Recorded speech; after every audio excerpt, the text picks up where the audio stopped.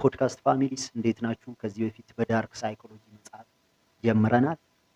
ስለዚህ ዛሬ ደግሞ የተለየ ሀሳብ በተለይ ክረምትም ስለሆነ ከሙቪ ጋር ተያይዞ ፊልም የምትወዱ ሰዎች ይሄ ከ18 ዓመት በታች የማይመከርም ቢሆን ግን ለትልልቆች አንድ ሙቪ ሪካፕ ሂል የተሰኘ ፊልም በጣም ቆንጆ ፊልም ሳይኮሎጂካል ትሪለር ነው እና ደግሞ በተለይም ይሄ ስቶክሆልም ሲንድሮም የሚባል አለ በሳይኮሎጂ ትልቅ እንደ ዲስኦርደር ትሪት ባይደረግም ግን ይሄ ስቶክሆልም ሲንድሮም እንግዲህ ከስሙ እንደምትረዱት ምንድነው ኢንተረስቲንግሊ ከዚህ በፊት በ1975 አካባቢ በባንክ ዝርፊያ ጊዜ ሆስቴጅ ወይንም እንደ ታጋጅ ተይዘው የነበሩ ሰዎች ለታጋቾቻቸው የተለየ የሆነ ሲምፓቲ በቃ የፍቅር ስሜትና እንደው የማዘን ነገር ስላሳዩ በዛ ምክንያት ኤክስፐሪመንታል የሆነ እያደገ ስለመጣና በዛ መሰረት ስቶክሆልም ሲንድሮም ተብሏል። ግን በአጠቃላይ በጣም በአስገራሚ ሁኔታ ታጋቾች ባገቷቸው ሰዎች እኛ እንደምናስበው ሁሌም መጥፎ ስሜት ላይሰማቸው ይችላል።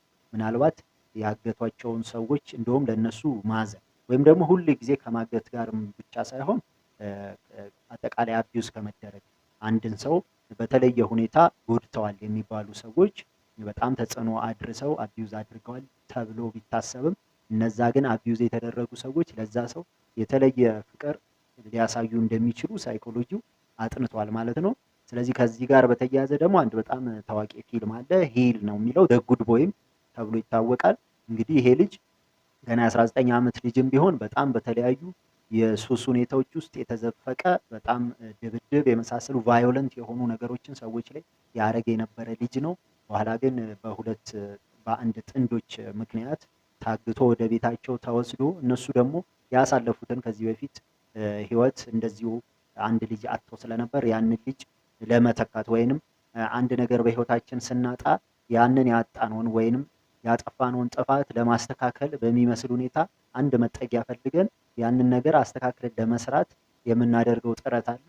ስለዚህ ሁለቱም ይሄም ህፃን ልጅ ሳይኮሎጂካሊ በትልቅ ዲፕሬሽን ውስጥ ያለ ሰው እነሱ ደግሞ በዛ ባጠፉት ጥፋት ምክንያት መጠጊያ የሚፈልጉ ሰዎች የነበሩ አግተው ወስደውት በጣም ከፍተኛ የሆነ ይሄ ፖዚቲቭ ሪኢንፎርስመንት የምንለው እንዲሁም በጣም ኔጌቲቭ ሪኢንፎርስመንት በማጥቃት ቶርቸር በማድረግ በኋላ ደግሞ ጥሩ ነገሮችን ሲያደርግ በመሸለም ይሞክሩታልና በጣም ኢንተረስቲንግ ነው። የተወሰነ እንየውና ትሪለሩን እናወራበታለን።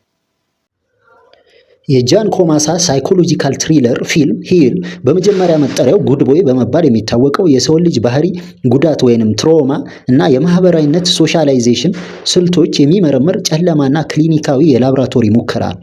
ፊልሙ የተለመዱ የሞራል ገደቦችን ወደ ጎን በመተውና አጥፊ የሆነን የ19 ዓመት ወጣት በቤት ውስጥ ፓኖፕቲኮን በቁጥጥር ስር ያለ አካባቢ ውስጥ በመክተት ጥልቅ የሆነ የስነልቦና ትንተና እንዲደረግበት ይጋብዛል።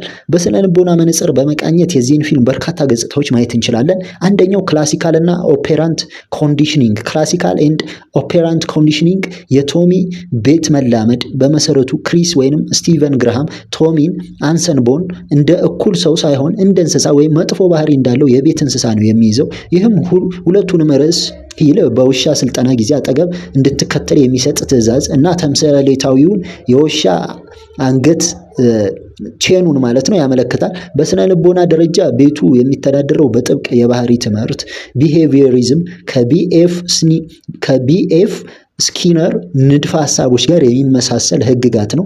ይህም ምንድነው? አሉታዊ ማጠናከሪያና ቅጣት ኔጌቲቭ ሪኢንፎርስመንት ኤንድ ፓኒሽመንት፣ አካላዊ ገደቦች በሰንሰለቱ በኩል የሚሰጡ የኤሌክትሪክ ንዝረት መሰል ስልቶች እና መገለል፣ ተፈላጊ ያልሆኑ ጸረ ማህበራዊ ባህሪያትን፣ ጥቃት፣ ራስን ማዝናናት፣ የአደንዛዥ እጽ አጠቃቀም ለማስወገድ ያገለግላሉ ብሎ የሚያስብ ንድፈ ሐሳብ ነው ማለት ነው። አወንታዊ ማጠናከሪያ ፖዚቲቭ ሪኢንፎርስመንት ቶሚ ትዕዛዝን ሲያከብር፣ አስተማሪ መጽሐፍትን ሲያነብ ወይም ስሜታዊ ቁጥጥርን ሲያሳይ በእንደዚህ አይነት ጊዜዎች ተጨማሪ ነፃነቶች፣ አእምሯዊ ተሳትፎችና ማበረታቻዎች ይሸለማሉ። ሌላው ደግሞ የቁጥጥር the paradox of control ክሪስ ከባድ አገዛዝን ከሰከነ አባታዊ ባህሪ ጋር በማጣመር ይጠቀማል። ይህ ለቶሚ የእውቀት መታወክ ኮግኒቲቭ ዲዞናንስ ይፈጥራል። አሰቃዩ እንደ አሰቃይ ብቻ ሳይሆን ገደቦችን በማስቀመጥና በአእምሮ እድገቱ ላይ ጊዜን ካዋለ የመጀመሪያው ሰው ሆኖ ይታየዋል። የስቶክሆልም ሲንድሮም ከእውነተኛ ውስጣዊ ለውጥ ጋር የፊልሙ ማዕከላዊ የስነ ልቦና ጥያቄ የቶሚ ለውጥ እውነተኛ ነው ወይስ የመትረፍ ስልት ብቻ የሚለው ነው።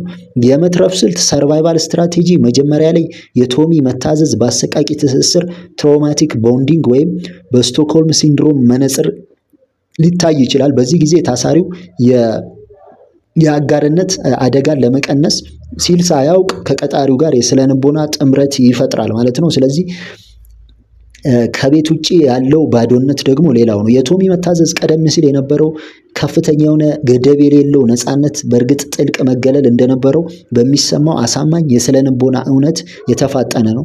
በእውነተኛው ዓለም እሱ ሙሉ በሙሉ የማይታይ ነበር። ለመኖሩም ሆነ ለመሞት በማይጨነቁ ሰዎች የተከበበ፣ በቀድሞ ድርጊቶቹ ላይ በተቀረጹ ቪዲዮዎች ሲጋፈጠው ከራስ መተማመን ጋር የተያዘ ውዝግብ ያጋጥመዋል።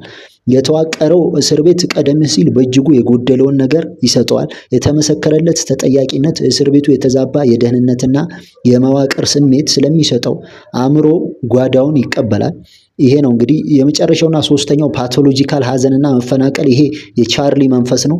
ቶሚ በእድሳት ሂደት ውስጥ ማዕከላዊ ትኩረት ቢሆንም የክሪስ እና የካትሪን ማለትም አንድሪያ ራይስቦሮ ተነሳሽነት ግን ካልተፈቱ ከከባዱ የሀዘን ስሜቶች የሚመጣ ነው። የተፈናቀለ የወላጅነት ሚና ዲስፕሌስድ ፓረንቲንግ የፊልሙ ንዑስ ሀሳብ አመፀኛና አጥፊ መንገዱ ወደ አሳዛኝ ፍጻሜ ሊመራ የሚችለውን የቀድሞ ልጃቸውን የቻርሊ መጥፋት ያመለክታል። ክሪስ እና ካትሪን በሀዘን እና በመጠላለፍ እድገት ውስጥ ተዘፍቀዋል።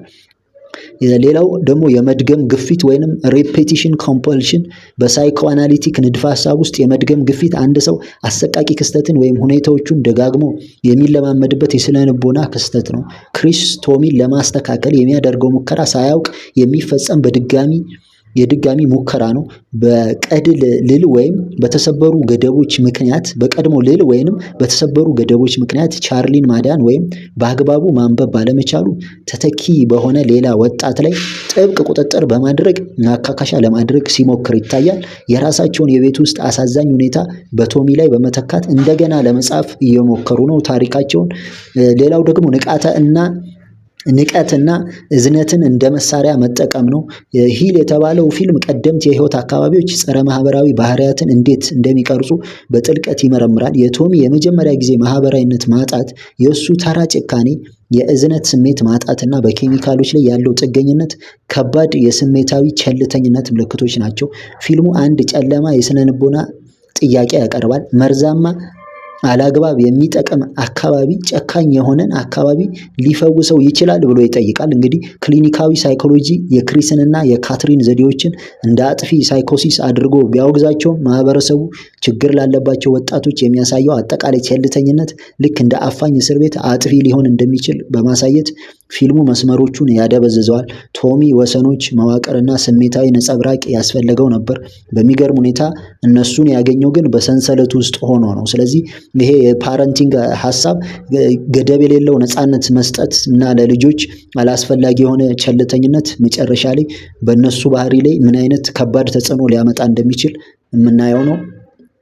ሂል እንግዲህ በአጠቃላይ የሰው ልጅ የመለወጥ አቅሙን ነገሮችንም የመለወጥ እንደገናም የመለወጥ አቅሙን የሚዳስስ አጓጊ ፊልም ነው። ሰዎች ትርጉም መዋቅር አንድ ስትራክቸር ትርጉም የሚሰጣቸው ሚኒንግ የሚሰጣቸውና የታጠረ አካባቢ በራሱ አስፈላጊነት እንዳለው የሚያሳየን ነው። ምንም እንኳን ያ ስርዓት በግዞትና የስነ ልቦና ስቃይ ቅዠት የተሞላ ቢሆንም በመጨረሻ ማንኛውም ስርዓት አጥብቆ እንደሚከተል ይጠቁማል። ስለዚህ ሁሌም ቢሆን ገደብ የሌለው ነፃነትና በጣም ከፊልሙ እንደምንረዳው ቱ ኤክስትሪምስ ሁለት ጫፍና ጫፍ ያሉ ፓረንቶች ቤተሰቦች ያሉት ሰው በምን አይነት መልኩ እንደሚያድግ ነገር ግን ሁሌም ቢሆን ሰዎችን ልጆችንም መቆጣጠር በተገቢው መልኩ መቅጣት በራሱ ጉዳት እንደሌለው የሚያሳየን ነው። ምክንያቱም ሰዎች በተፈጥሯችን ከፍተኛ የሆነ ነፃነት ሲሰጠን ነፃነትን አቢዩዝ እናደርጋለን።